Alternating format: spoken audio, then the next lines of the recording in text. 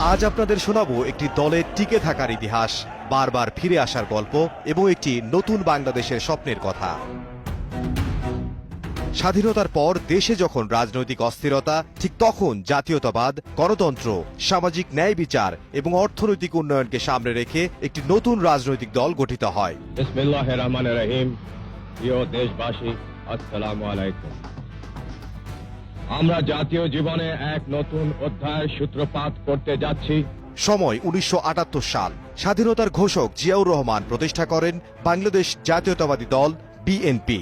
তার নেতৃত্বে বিএনপি খুব দ্রুত দেশের অন্যতম শক্তিশালী রাজনৈতিক দলে পরিণত হয়। দেশের স্বাধীনতা ও সার্বভৌমত্ব রক্ষা, বহুদলীয় গণতন্ত্র প্রতিষ্ঠা এবং সাধারণ মানুষের অধিকার নিশ্চিত করার আদর্শকে ভিত্তি করেই বিএনপির পথ চলা শুরু। এগিয়েও যায় সেই পথেই। 1981 সালে জিয়াউর রহমানের হত্যাকাণ্ডের পর দলটি আবারও কঠিন সংকটের মুখে পড়ে। ঠিক সেই সময়ে দলের নেতৃত্বে এগিয়ে আসেন তার সহধর্মিণী বেগম খালেদা জিয়া। তখন দেশে চলছিল সামরিক শাসন। হুসেইন মোহাম্মদ এরশাদের স্বৈর শাসনের বিরুদ্ধে গণতন্ত্র ফিরিয়ে আনার লড়াইয়ে তিনি হয়ে ওঠেন প্রধান কণ্ঠস্বর। বারবার গ্রেফতার, গৃহবন্দী এবং দমনপীড়নের শিকার হয়েও তিনি আন্দোলন থেকে সরে দাঁড়াননি। তার নেতৃত্বেই দেশের সব রাজনৈতিক দল একসঙ্গে এরশাদ বিরোধী আন্দোলনে ঝাঁপিয়ে পড়ে। ছাত্র সমাজ, পেশাজীবী সংগঠন এবং সাধারণ মানুষকে ঐক্যবদ্ধ করে তিনি গণতন্ত্র পুনরুদ্ধারের সংগ্রামকে শক্তিশালী করেন। ফল আসে 1990 সালে। গণ অভ্যুত্থানের মাধ্যমে এরশাদ সরকারের পতন ঘটে। এরপর প্রথমবারের মতো নিরপেক্ষ অন্তর্বর্তী সরকারের অধীনে 1991 সালের জাতীয় নির্বাচনে বিএনপি জয়লাভ করে এবং খালেদা জিয়া বাংলাদেশের প্রথম নারী প্রধানমন্ত্রী হিসেবে দায়িত্ব গ্রহণ করেন।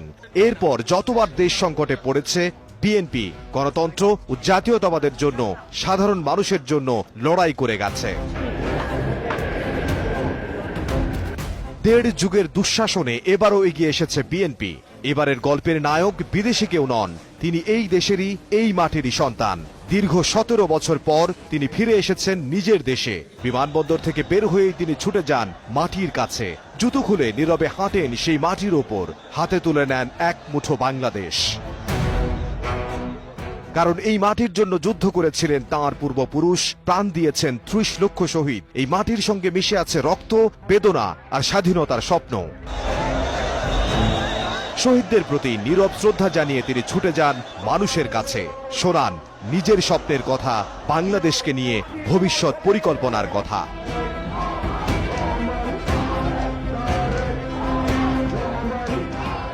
এবার চলুন ফিরে যায় 1.5 দশক আগের সেই সময়ে, যে সময় বিএনপির নেতাকর্মীদের দেখানো হতো ভয়, করা হতো নির্যাতন। 2009 সাল থেকে টানা প্রায় 1.5 দশক ক্ষমতায় ছিল আওয়ামী লীগ। সেই সময়ে বাংলাদেশের অন্যতম বৃহৎ রাজনৈতিক দল বিএনপিকে করা হয় কোণঠাসা, অবরুদ্ধ করা হয় বিরোধী শক্তিকে।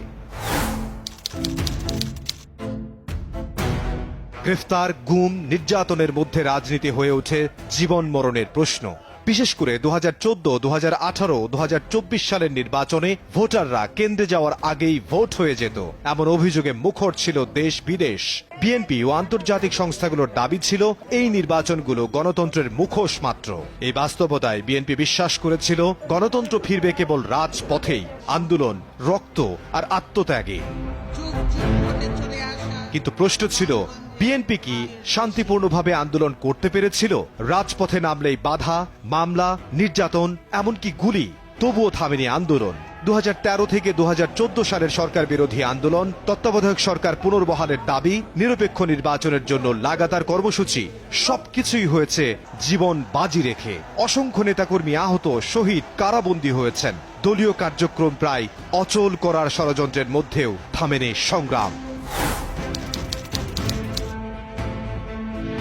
এই আন্দোলনকে আরো বিস্তৃত, ব্যাপক ও পরবর্তী ধাপে উন্নীত করার লক্ষ্যে বেগম খালেদা জিয়া বাংলাদেশের রাজনীতিতে এক সংগ্রামী অধ্যায়। স্বৈরাচার বিরোধী আন্দোলনের মধ্য দিয়ে যার পথ চলা, দমনপীড়ন, অপমান, প্রতিহিংসা, কোনো কিছুই তাকে গণতন্ত্রের প্রশ্নে নত করতে পারেনি। Democracy for road March, democracy for March ছিল আমাদের কর্মসূচি। 2015 সালের মার্চ ফর ডেমোক্রেসি, গুলশান কার্যালয়ের সামনে বালুভর্তি ট্রাক ফেলে তাকে করা হয় কার্যত অবরুদ্ধ। সেই বছরে আসে তার জীবনের অনেক বড় আঘাত। ছোট ছেলে আরাফাত রহমান কোকো রাজনীতির বাইরে থেকেও নিপীড়নের শিকার হয়ে বিদেশে করুণ মৃত্যুবরণ করতে হয় তাকে। এরপর 2018 সালে বেগম খালেদা জিয়াকে পাঠানো হয় কারাগারে। পরিত্যক্ত কারাগারে অসুস্থ শরীর নিয়ে থেকেও তিনি থামাননি জনগণের অধিকারের কথা বলা। একজন মমতাময়ী মায়ের মতো তিনি দলটাকে আগলে রাখেন আমৃত্যু।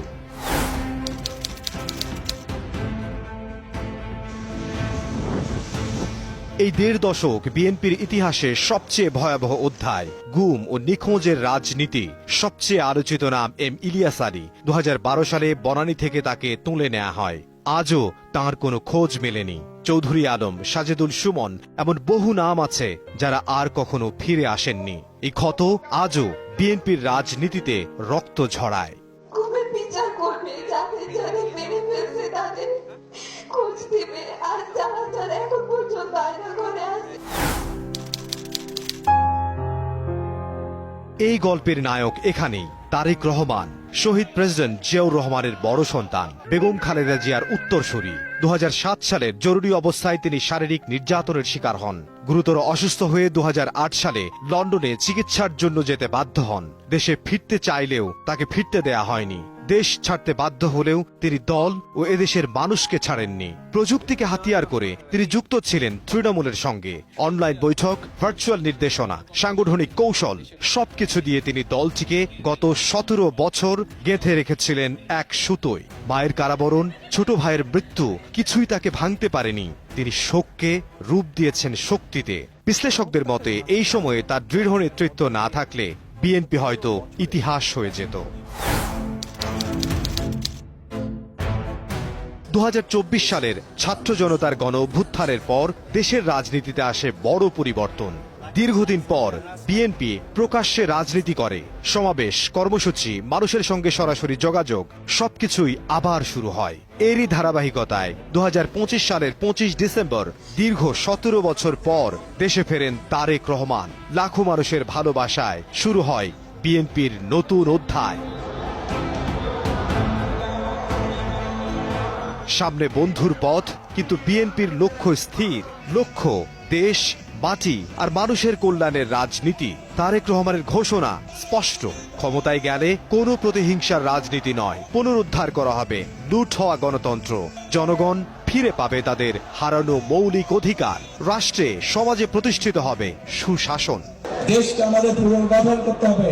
1.5 দশকের লড়াই, সংগ্রাম, নেতাকর্মীদের ত্যাগ তিতিক্ষায় টিকেছিল বিএনপি। আর সেই পুরো সময়ে দূরে থেকেও দলের প্রধান ভরসা ছিলেন তারেক রহমান। আজ তিনি দেশে, বাংলাদেশের রাজনীতি এক নতুন মোড়ে। আর সেই মোড় ঘোরানোর গল্পের কেন্দ্রে আছেন একজনই, তিনি তারেক রহমান। দেশে ফিরে যিনি জনগণকে শুনিয়েছেন অভয় বাণী, প্রত্যয়, দৃপ্ত যার কণ্ঠে উচ্চারিত হয়েছিল, I have a plan for the people of my country, for my country. Imdadul হক, সময় সংবাদ।